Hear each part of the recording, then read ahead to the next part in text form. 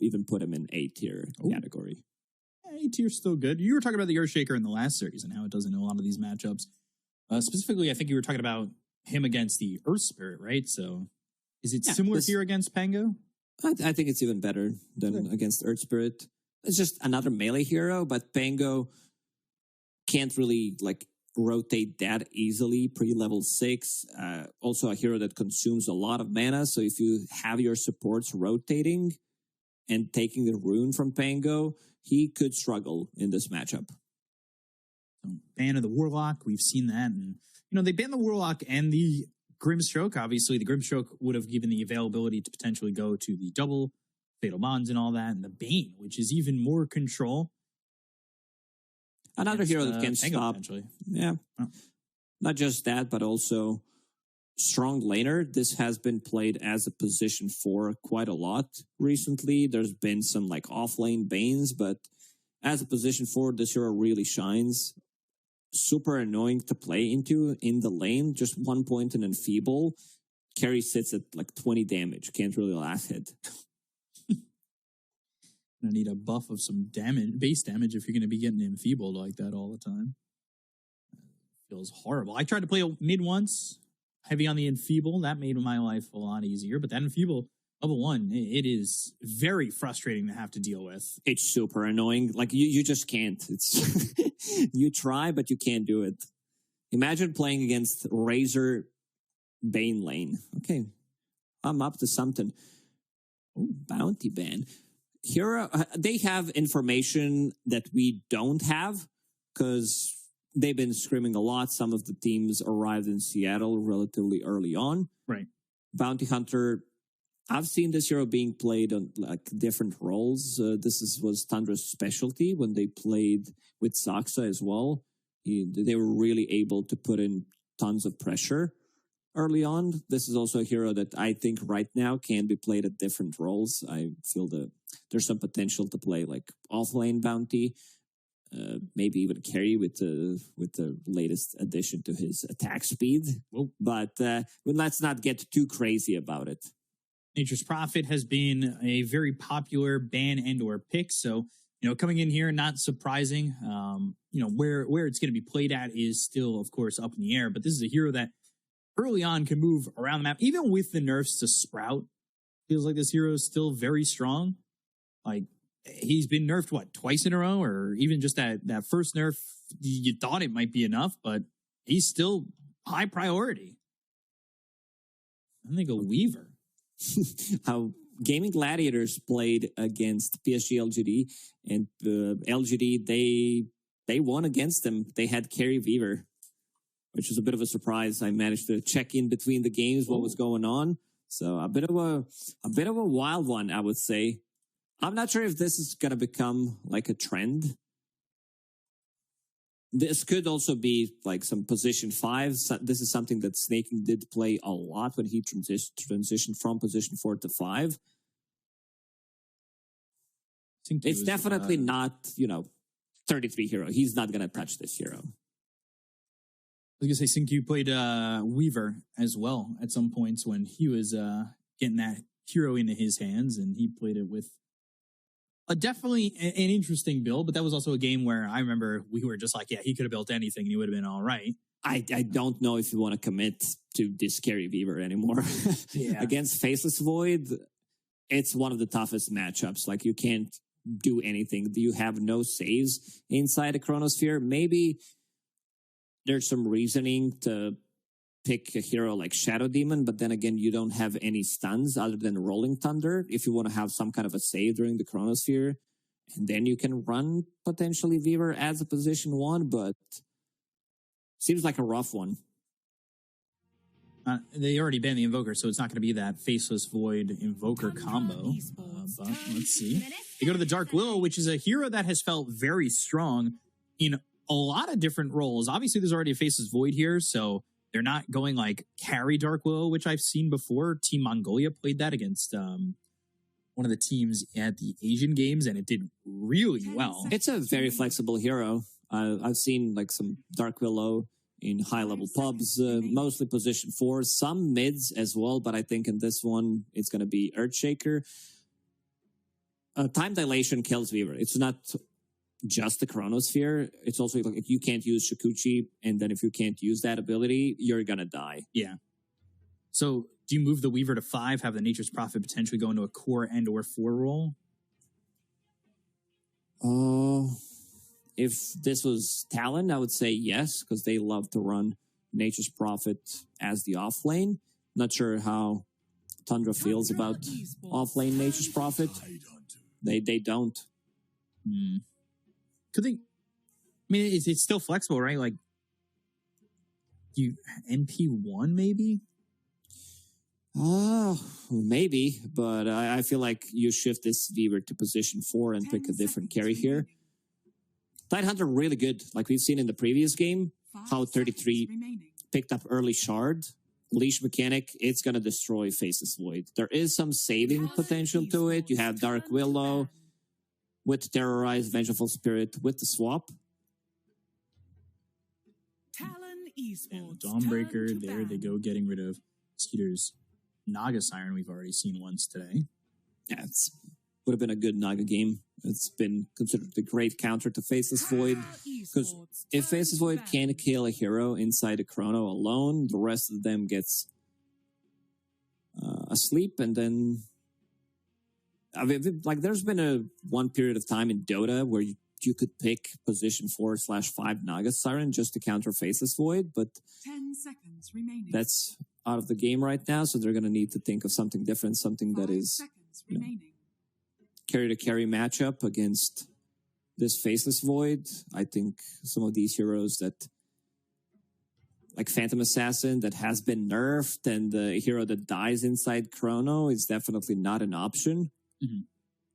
I could see them picking up some Sven again. I feel like it's a good Sven game, just to buff people up against the Earthshaker, have this explosive damage, another layer of stun. Because right now, the amount of control that they have is very limited, but I've seen a lot of CK as well, I'll be honest. I feel like coming into this DI, especially into group stage, we're going to experiment so much more compared like how we would play pre-patch.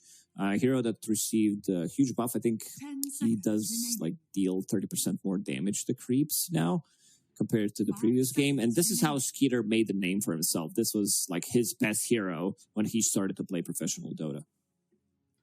CK, another one of those versatile heroes, but the lineup is pretty much straightforward at you, coming from Tundra, it seems. And now Talon are into a last pick here that is presumably the offlaner, and banned out the Dawnbreaker and the Darkseer on the side of Tundra to finish off their draft before they got that CK. So what do Talon want to line this up with in the offlane? It's, you know, maybe they're looking for options here.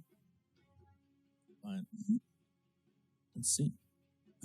I'm down for some like Primal Beast, maybe even Omni Knight, just to have like some kind of a damage early on. It's not the damage that you can throw inside a Chronosphere, but it's a lot of survivability. Primal Beast, like he received a slight nerf. And to go back to CK, it was not 30%, it was 0.3. Oh. That's also a good option.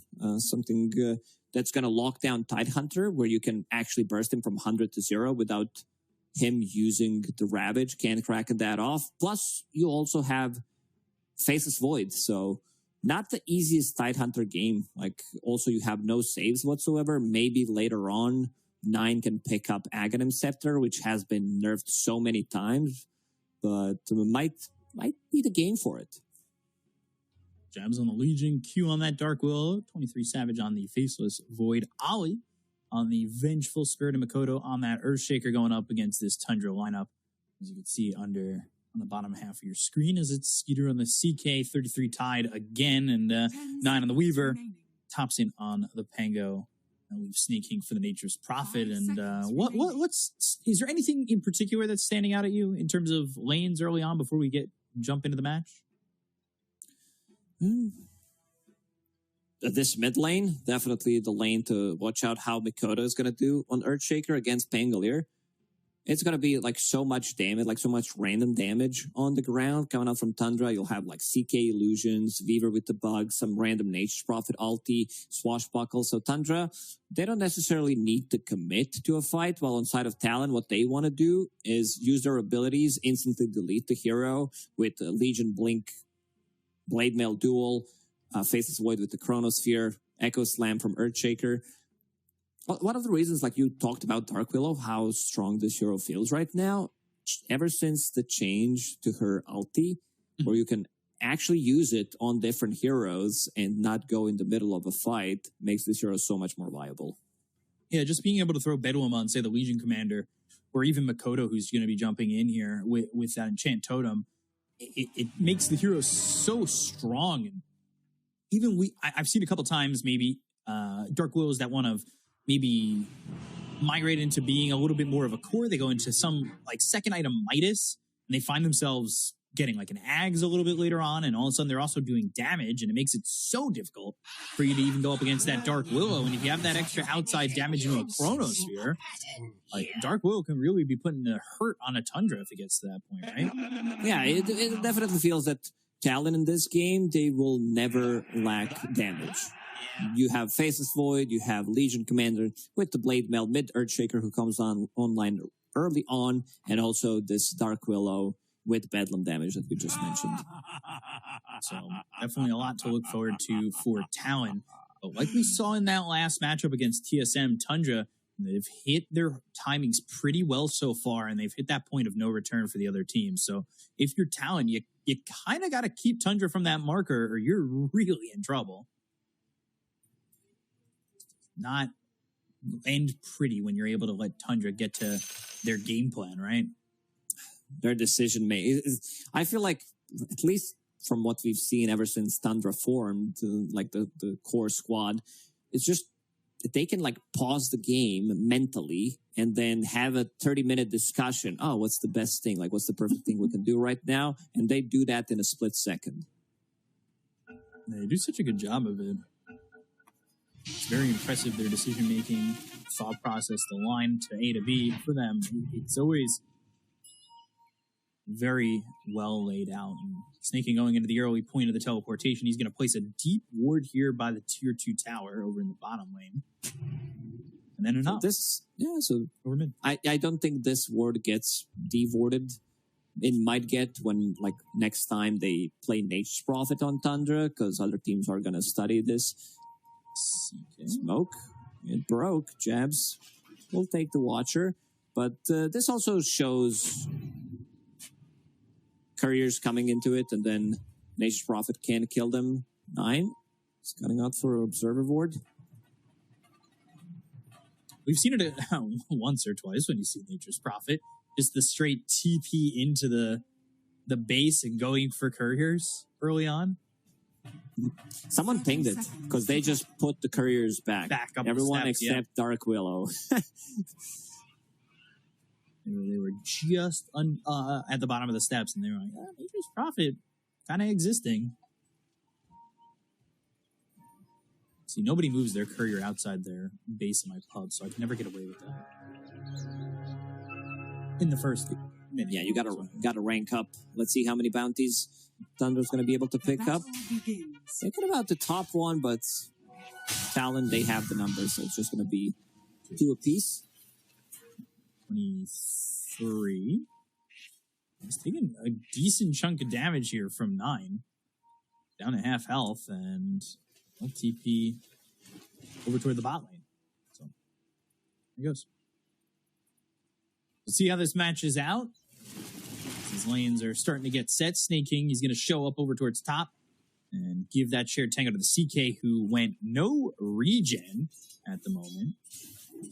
He's bringing some tangos on courier. Wants to have as much damage as possible early on. Know that there's going to be some early spam coming out from Legion Commander, especially at those early levels. You get close, overwhelming gods immediately.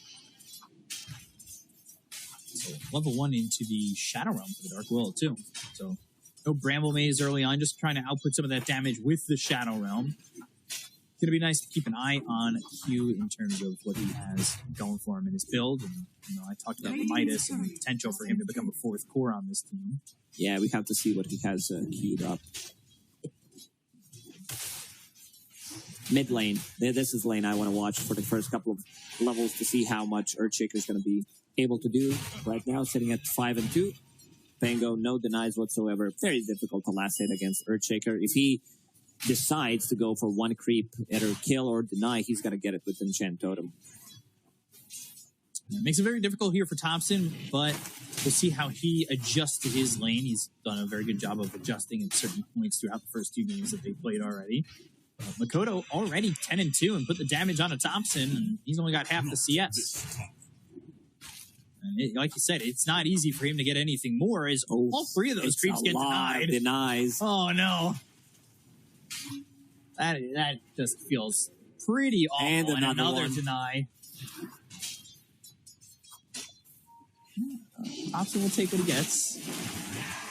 Force the Swashbuckler to get something. They're going after this Venge. They'll get the kill on the Ollie. So 9 getting first blood with the movement over from staking. They were able to accomplish that. And 23 Savage can't help them out really.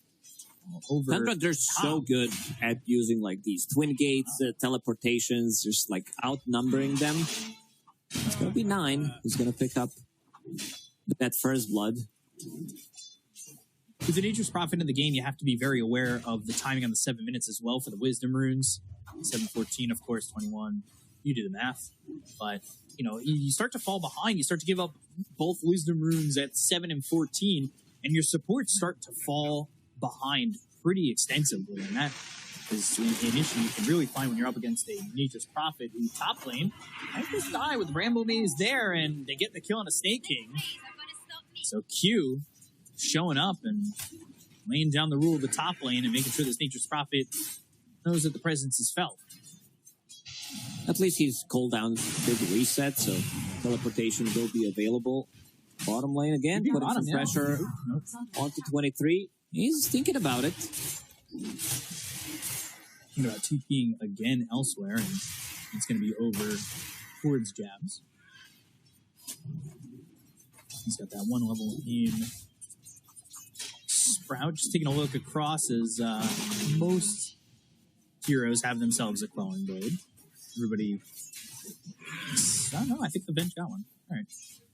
Have to buy it against Nature's Prophet. It's just way too much damage early on.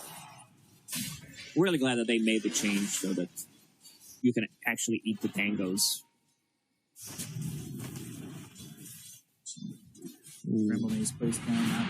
Not grabbing Skeeter, but he's got that 1 point reality rift, pulls this Dark Willow nearby, and I'm not going to get much out of that as they go into the Shadow Realm and throw a strikeout once again, only sitting level 2, but about to be 3. We had talked about mid, and mid still seems to be more or less the same, as Makoto's level 5 and Topson's level 4.5. Yeah, you get close. If he's level 5, 3 points and Enchant Totem every single time he gets close. Aftershock damage, right click from Enchant Totem, maybe another right click. Very difficult lane for Pango to play into. CS just seems to be easy here for Makoto, and that's no surprise. And you said this matchup was kind of lining up to go this way. Needing these swashbucklers to get any semblance of CS is a bit tough for them. Top lane, they're even looking at pressure coming through. They've got Ollie. They look at Snake King. There's the magic missile and a Shadow Realm strike to get 1. 9 TPs over. They look for Jabs. They go and throw the stun out of that Chaos Bolt. The Swarm on Jabs as well. And there's the Reality Rift and a right click to kill off the Legion Commander. So it ends up being a trade that's kind of worth it there for the side of Tundra. Tundra very quick with reacting to what's happening on the map. Instant TP from 9. They secure themselves a return kill, also leaving CK some of the solo XP, and also leaving Tidehunter solo XP in the bottom lane, because he can't die on Tidehunter. Early on, damage from Faceless Void is not enough. Earthshaker about to crack level 6 in the next creep wave with maybe 1 rotation. I could see Makoto grabbing the kill. So, take a look at the top right of your screen. You will see the rest of the games that are up on the B, C, D, and E stream. Zure 23-7, 21 minutes in over Liquid is back to our game. Bottom lane, Gush, 23 Savage is in trouble. They have a TP in from Snake King. Nine's also sitting low. They'll at least get the kill there on the Weaver, but they end up losing their Faceless Void. Charging up the Shadow Realm Strike, trying to get some power from Yugi's grandfather, but unable to get the kill there onto the Tidehunter as they don't have the vision. Ooh, double bounty picked up by Snake King. No kill out. No man on Q has magic one charges if he wants to use it. Mikoto's coming through the river. And the Wave of Terror, one more right click. Q's got himself a kill. So now on a killing spree for this Dark Willow. Oh, gotta be very aware of those XP runes. I already see 9 sneaking in. Weaver, Nature's Prophet. These heroes are very good at stealing enemy runes. And it's being pinged out. Oli gonna camp there. Takes over the Watcher. It's not easy. Ollie's not actually sitting with a lot of health, and now the Swarm's on him. Forced to throw a magic missile. He does need that help. Mikoto comes over, and they'll secure the Wisdom Rune, which is massive. What a player. Ollie losing his courier, 9. Puching and juking and taking Mikoto's time. There's the Wave of Terror. If they can get a kill, it's semi-worth it. Will be. So, kill for the Earthshaker, and they also get the Wisdom Rune. It's so important that the mid laner TPs there, loses some of the farm, but that much of a value was lost in the meantime because Q's sitting in the mid lane collecting that XP while Earthshaker's making a move. He's going into Yules. He's almost level 6, 8 minutes into the game. So they'll have that early Bedlam, which could lead to early duel victories when they get level 6 on jabs. Having that presence is going to be great. And Ravage on the edge, it lands, but he's already able to time walk and get that health back. So that Ravage is all for naught. Now that's on cooldown. Going to the Rolling Thunder. Echo Slam looking and getting the kill on a 9. At least that. Bouncing off the steps. Bouncing Mikoto up and down constantly. As now the turn is looking over at Ollie and Q, but the Brambles hold Topson in place. They bring Skeeter over to, well, look for a kill, but instead, now his attention's going back to where he came from, top lane. Yeah, when the stakes are high, you're going to see much more of these rotations coming up from cores early on. Earthshaker TPing mid to secure the XP rune. Skeeter TPing in 8 minutes into the game without having ulti. Just wants to help out, get any kill that they can. And that has to do with the fact that the group stage is different in the road to TI. With it being 5 teams in the bottom team out. You don't have as many games to give. You can't be as relaxed.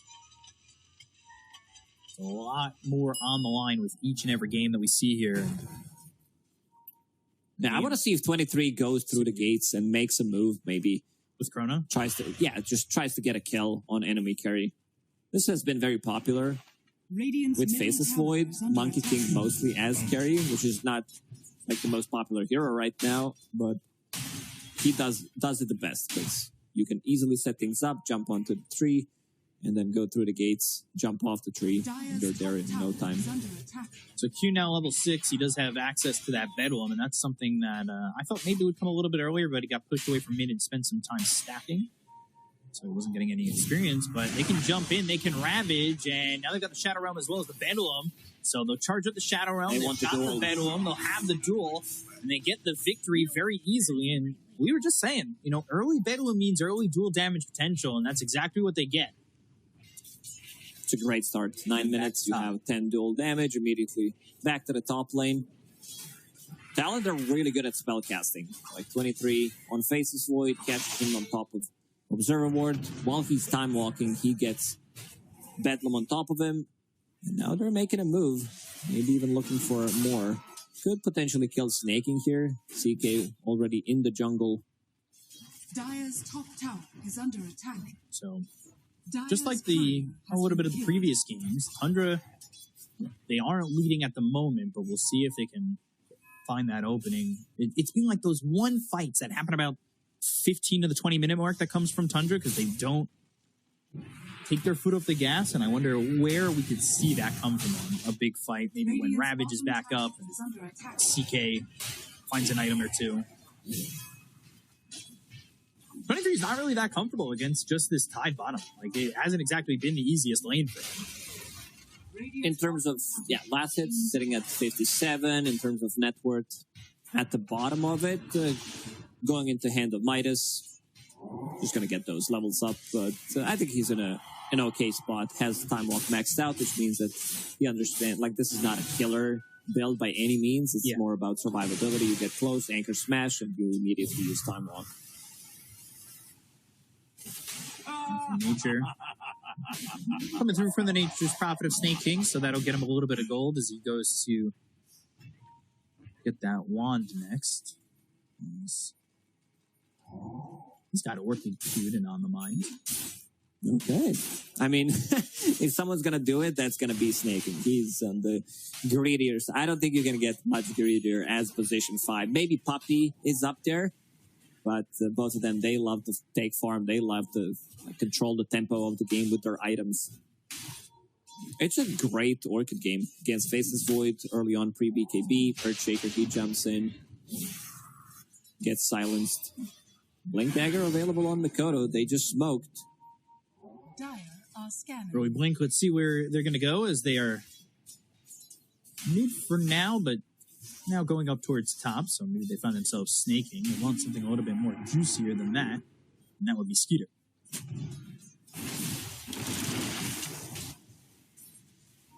They may not find him. They may just find Snaking. Smoke breaks. Wave of Terror is there. There's the blink. Fissure out. Magic Missile. Ollie will swipe that kill. So they get that kill on a Snaking. They're going to put some pressure onto the tier 1 tower with this totem. They should be able to grab it, but they will glyph, and it doesn't look as though anybody's going to defend it at the moment, as 33 is fine with just farming over bottom. And so really is Topson, who's taking a couple of stacks at the moment. Yeah, Topson has been pretty silent, playing into Earthshaker. Usually he's the madman going in, like 10 minutes into the game, made with 15 different rotations. Right now, wants to farm up his Diffusal Blade. Did find himself a really good neutral item, holding on to Lance of Pursuit. Once you pick up that Diffusal Blade, the amount of damage you deal from behind is insane. Plus the extra slow, Orb of Corrosion. Needs to farm another 400 gold. This is going to be the big timing for them. Radiant are scanning.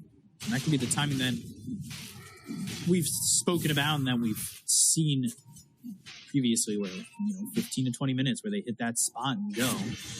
Swap, Bedouin, Lakota in, and that's a Ravage. Get the duel. And they don't get the duel just yet. Echo Slam committed. 33 is going to fall. Ollie ends up dead. Reality Rip to pull Makoto. They go to the Terrorize. That's going to fear up 2 of the zeros. They go to the Chrono. That lands on a 3. It's lining up well for Talon, but they need the damage. He's alone by himself. There's the Chaos Bolt. They go to the Rolling Thunder.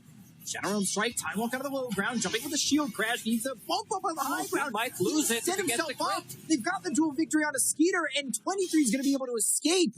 He put himself in the perfect spot to get bounced by that Rolling Thunder back up out of the high ground, and that kept him alive.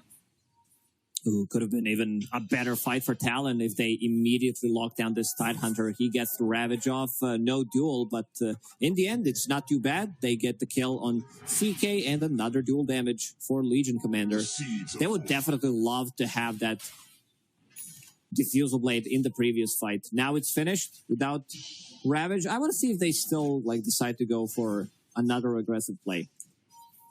That duel was teetering on the edge of going the other way. He gets one Chaos Strike, Lifesteal, crit. Could have turned it around. So now he's got 20 dual damage, and after a fight like that, Q, who was looking at a Yule early, switches it up. Midas Wants to scale. Can't really blame him. We've seen so many times. I mean, you're playing one of the best Dark Willow players out there, from the Western European scene, Taiga and also Nine. He really loved to play the hero from the mid lane. And hero has been on the rise as well in terms of carrying the games from position 4. Eventually you'll get those talents. Another duel, another damage. Oh boy. Yeah. Q now unstoppable. He's 6-0-2. But the damage, Jabs is 38. Just 15 minutes into the game, he's gotten 3 dual victories. So he's in a good spot to continue to just get massive amounts of damage. I see Tundra play, Tidehunter, Vlad's in his inventory. I'm like, oh, Right, this is the raid pack game. Getting flashbacks from the previous TI. Gotta get tanky no matter what. Just a casual Vlad, synergizes as well with his anchor smash, provides some extra armor, extra damage. I'm going into pipe next.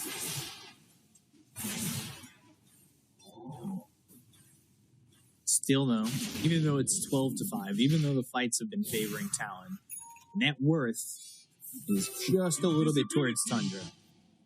As they go towards top and looking to get Makoto, but he senses it, TPs, and leaves. Dire's bottom tower is under attack. He's out of there. Jabs, by the way, close to this Blink Dagger, so that'll set up even more on these duels. And Ag's just 2,000 gold away here for the Earthshaker, too, so Makoto's got a good amount of farm. He's going in to that Ags, and they're kind of lining up here in terms of net worth. And 23 Savage, who is behind on net worth, bottom of the cores, is now top of his team.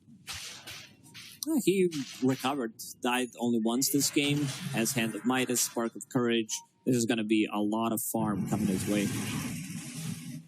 Thunder, and lands, but Topson leaves. Nothing doing at the moment. There's a stack here to be had for Makoto again. We'll give it a shot. Oh, He'll Echo Slam. Echo Salami. I watched Bait in TI qualifiers, and this is something that they did for Dendi. Like they stacked gigantic stack of Ancients while he was playing Earthshaker mid, and then he just cleared it and got his Blink Dagger immediately. Because the game slowed down. Like, Makoto wants to farm it immediately, realizes that his Aghanim Scepter is much more important than having Echo Slam. Right.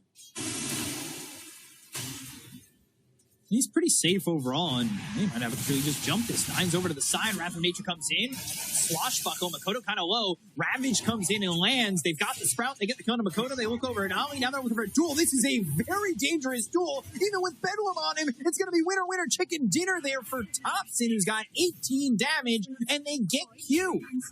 Overplaying their hand. Talon fall apart, and here we are in that marker that I said, and Talon they give up the advantage that they had. Tundra's got it. 4K lead and a chrono over mid to try and at least get a kill on a 9, but he's able to time lapses.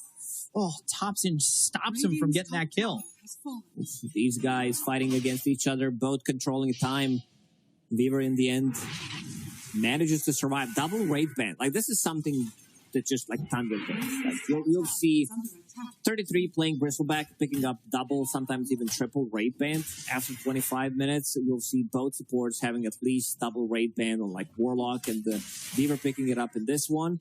But a good fight. Tundra, they're like the scariest team, I would say, when nothing's happening around the map, because you're gonna get out-farmed, or you might just be forced into one of these like good fights that look good on paper, and suddenly they just dismantle you. Jabs, he's being picked out. Right now, scouted by Treants. Blink is available, though. That duel felt so ambitious. Surrounded by 4 heroes. It was a really risky move. Jabs. Chikuchi, and there's the jump in from Snaking. Going to the duel again. Oh, no! 9! He's got... Well, count it up. Another duel victory. It's double. It's 18. Oh, no. Q dies too. Snaking gets the credit. Oh, boy. Oh, man. These are some... like, I know it... Oh, might even get the courier. Yeah, they got Makoto. They got Jabs. Everybody's dying on the side of town. This game was even just, what, a minute ago? 2 minutes ago in terms of net worth? Now it's almost a 10,000 net worth lead for Tundra. You got 18 damage on Pango. You got 18 damage on Weaver. Oh, boy. 36 damage. Total. You did? Okay. Carry the 1. Always carry the 1.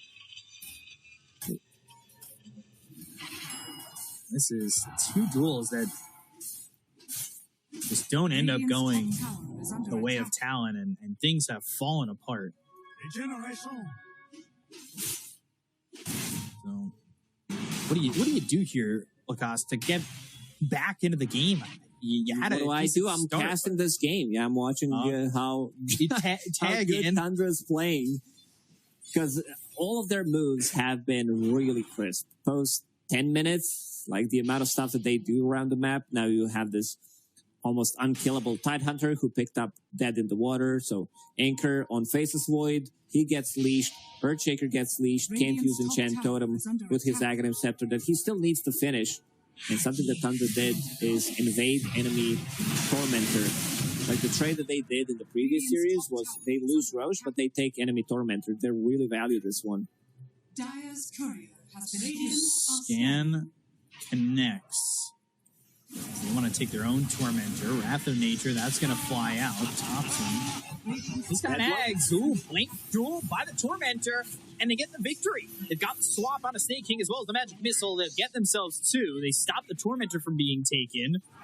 And they escape. So not a bad exchange for Talon. Talon, they give them a taste of their own medicine this time. Smoking into enemy Tormentor area. Getting the kill, but not taking the Tormentor. And Jav is getting some extra dual damage from it. Yeah, now he's at 66. A decent amount, but still has given away 36. Which is very rough. Makoto gets this Ags, but the timing on that was supposed to be way better.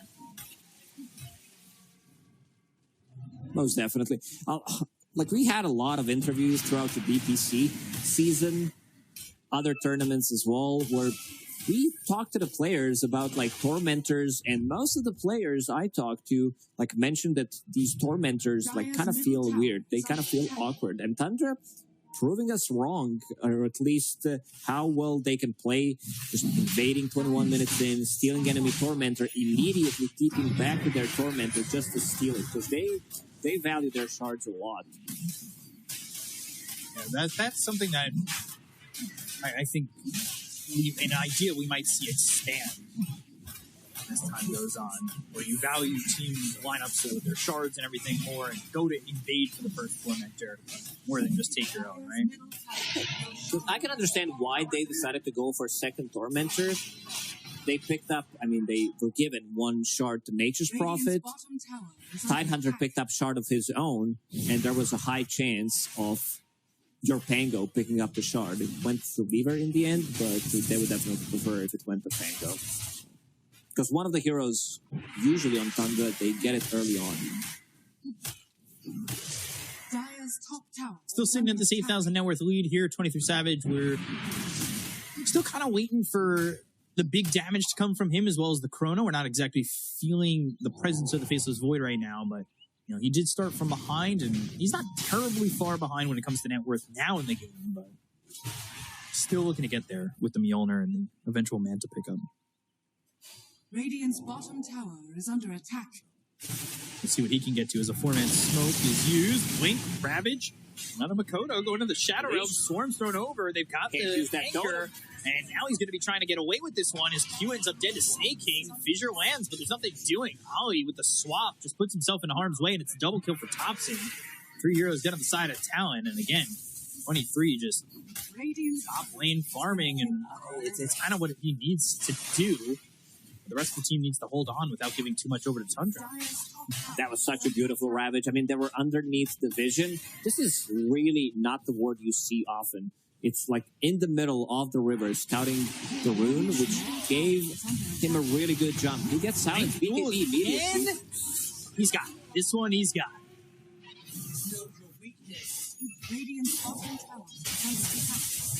At least get that dual victory. That pushes him up to 94.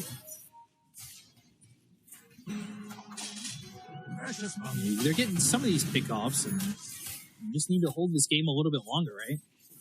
They need to hit this point where you get a lot more out of your Faceless Void. Yeah, Faceless Void probably is in top 3 best carries when it comes down to late game. Might be even the best one. It really depends on the scenario, which heroes they have, but if I had to choose one level 30 hero with Refresher, 6 slotted, 8 slotted, it's definitely Faceless Void. It's another one of those matchups where the team against Tundra, we'll see if they can get there.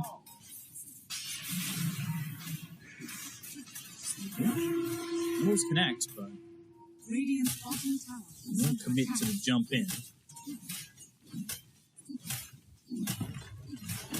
We're going to take this tier 2 tower over bottom. They are looking over towards mid, maybe. They've got 9 moving around. We haven't really talked about his item progression. He's got Ranabetos with the Solar Crest going for a Glape. He's super tanky. What's the like? This is, you know, what I like to call camouflage carry build from position 4. You buy this Rod of Atos, and you're like, okay, I'm doing a support job. But what you actually want to do is carry, and then it's like, okay, I did it. You know, I showed that I'm actually playing support, and then you upgrade it to Gleipnir. Suddenly you're like, yo, what up, guys? I'm carry now. So it looks like another tier 2 is going to drop. No contest coming in from the side of Talon. They do have this Aegis for another minute and 30. With the CK Blink Echo Saber Armlet Heart going into the Manta. He feels very strong. Oh, looking for a duel again and press the attack. Ooh, Sprout, TP, and that's going to at least be the Dark Willow leaving. Jabs has the BKB TP out. They almost turned that around. There's so much minus armor on Tundra. They have 4 heroes with minus armor. You have Neutral Item, Orb of Destruction, Reality Rift, Swarm, Solar Crest, Gush, Orb of Corrosion, Lucky Shot, you name it. Ollie, with the anchor on him, and dead in the water, he's dead in the jungle. Still just a massive lead here for Tundra. See those other games at the top right of your screen if you want to take a look at those. But Topson, he falls to Q here, and Q had that Midas early on. He's gone into that Yules, has a Blink Dagger, going Shard next. If the game goes long enough, expect an Ags. We'll see if we get there. It's more dual damage for Jags, too, putting him at 122. BKB, Chrono. All right, maybe you can get something going here. Aegis expires, but 33's here. BKB TP out, Chrono and leave. He thought for a second. BKBs have been used defensively. Yeah. So no Chrono, it's time to strike. I don't know if they can take this fight without deep observer placed behind. They see 3 of them. 33, he wants to go. See if they can make the move. Makoto. Meanwhile, he's trying to get a BKB of his own. He wants to be able to make something happen. Q, Jabs, Ollie, they smoke. As a trio, they've got the scan connecting, and they need to make kickoff happen, but these heroes are pretty close to each other on Tundra. I don't know if a duel early is going to work out for them. Skeeter shows himself over mid. I think they need a +1, and it is Makoto who's going to be nearby. At least if they want to jump and get themselves a duel. But there's the Phantasm of Skeeter. Throw the illusions out there to scout things out. Finally, Makoto finished off his BKB. That also means that he cannot get leashed by this anchor from Tide. Making he's in the outer wing, and something that we talked about, itemization. This team really loves raid bands. Double queued up right now on snaking. Double on your position 4 Weaver. Wraith bands are value. Been some decent value for them. Scan, Blink, 33, not seeing the Legion Commander. But there's the Blink into the duel, and the battle with the time walk in. They get the kill on 33. Wrath Nature comes out. They go forward. Skeeter's going to try and get a kill on Ollie. They've got the Fissure of that lands from Makoto. Looking for a Terrorize. That connects. Snaking on the back lines, but they've got the Totem that lands on top of the Nature's Prophet. And they will take out Snaking. Gleipnir used from 9. Still trying to go in with the Rolling Thunder for Topson. Reality rips on Makoto. They get the kill on the Earthshaker. And now Ollie will go to the TP out, but the Rolling Thunder at the end lands on the Venge. They'll get themselves a second, so it ends up being a 2 for 2. Yeah, manages to get unstuck thanks to level 15 Talon. 33, he would definitely buy back in that previous fight if he had TP available, but he already TP'd, so still, rest of the team managing to salvage that fight. 2 for 2. Topson with the Chrono. Is the damage there? The bash is available? Yes, they are. So he starts to get it done with the double damage. But 9 gets a kill on a Jabs. That's a solo kill. He just got 800 gold from it.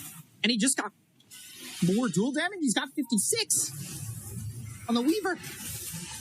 Oh, 23. What's going on in this game? Like, some of these deaths, they should not be happening. Oh, no. 56 damage on your position for a Weaver who's turning into carry. When we talk about, like, the amount of gold that is, Sacred Relic costs 3.4k, gives you 55 damage. So basically, he was given a free Sacred Relic. Oh. Oh, okay. Yeah, that's great. They're just free. Oh. Sacred Relic. I love damage. Weaver going Ags next. But he gets caught up in a duel where maybe they get low. Yeah, we did mention it, like the power of Aghanim Scepter when the draft ended, but he also wanted to like get something to farm that Aghanim Scepter with. Sitting at 2.2k gold now, so halfway there already. The thing is, cast range is really bad, so I want to see if he switches things up like after and gets a Blink Dagger. Like I've seen this build being like very strong against, but it also depends like how they place the Chronos here. I think it plays a good Chrono. Oh, Echo. Oh boy, Fissure, does he have the damage? Sneaking low, Blade Mail, Duel, and Victory. But Rolling Thunder coming in from Topson. Uses that Diffusal, slows him up, turns around, but he's gotten that totem to get a jump onto the low ground and away from this Pango and blinks into a position where he won't be caught and TP's out. But while that's going on, 9's looking for another solo kill, spots Q, the damage is there, and he got him!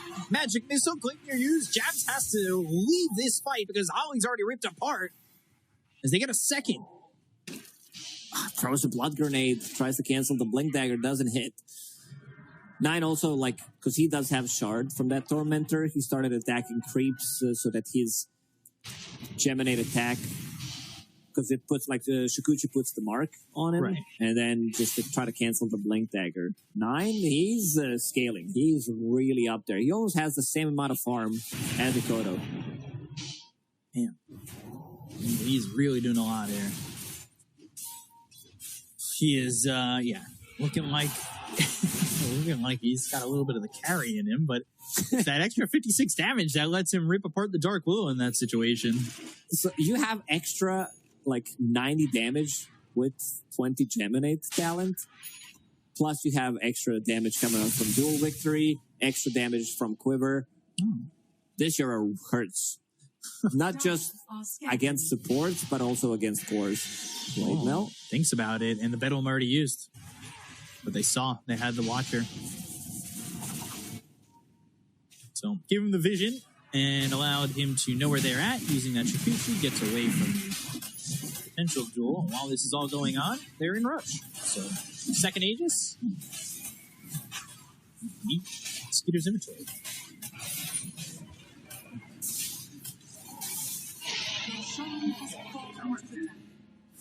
Cheese for time. With this heart, like, they want to survive duel, they want to survive Chronos here. What Tundra is doing is tanking up as much as they can. Defensive Lincoln's now on Topson, so he can't get dueled. What is here to break that Lincoln's? Jabs, he picked up the Fusel Blade. And he's going MKB next. Interesting build from him. Yeah, Butterfly MKB queued up for 23 as well. They want to counter this Butterfly on CK. Not sure if that's like what he wants to do, because he's relatively easily bursted on Legion Commander. Not tanky at all. Pressure over in the bottom lane, up almost 20,000 net worth, and they're going to go up to the high ground. The tier 2s that they were able to take prior, they were down for free. There's that Phantasm. Nice Fissure. Jabs blinks in. Wrath of Nature coming through. Ooh, 23's off by himself. Time walks. That BKB's only going to last for so long. They go to the Ravage, and now they've got the Reality Rift. They get the kill. He's all by himself. He doesn't have buyback. He timed it perfectly on 33, using that dead in the water, and then Ravage after BKB just finished. No buyback on your faces, Void. Just bought the Lincoln Sphere, sitting at 1,000 gold. Needs another 700. This is going to be a very difficult fight for Talon. 70 seconds to hold without the Faceless Void. Tier 3. Oh, that's gone. Curse Crown. And also got these Brambles down, trying to hold him up. Makoto thinking about making a move to jump in there and Echo Slam if he's got the damage, but they're still working with an Aegis. So it ain't easy.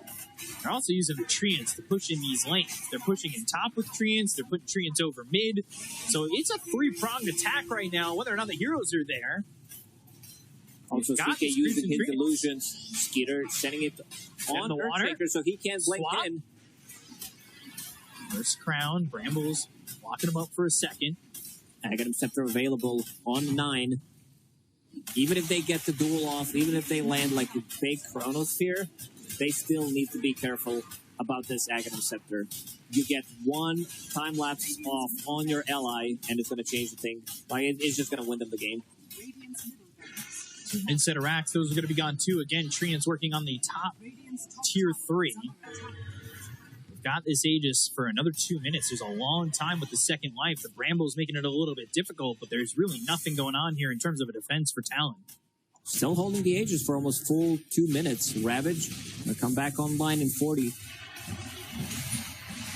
Well, going to use BKB, Chronosphere, that comes out. It's on to the CK, available, as well as onto the time, but they've got the time lapse, and now they go to the Rolling Thunder. He's going to be bumped into the air with the Wrath of Nature. That's all the damage onto 23 that they need to get the kill.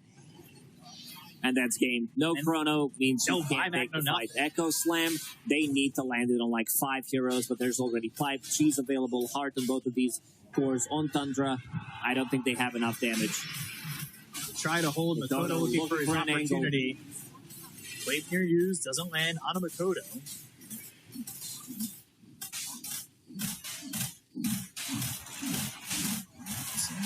These top set of racks in trouble, looking to potentially find Makoto there. Just using this totem, and it's going to be Mega Creeps. They're still holding on, though. They know how important every single game is. You can't now just you're give playing it up against Mega Creeps. I mean, at least they have okay heroes against it. Faceless Void, but the Tundra, they're not done. Press the attack. 3 second stun, swarm on him. Falls off. Long 30 seconds until Faceless Void respawns. Does time up well with the Aegis expiring, but Tundra aren't even going to risk it. They just back up. They know they've got Mega Creeps. They don't need to put themselves in a position to give up anything, really.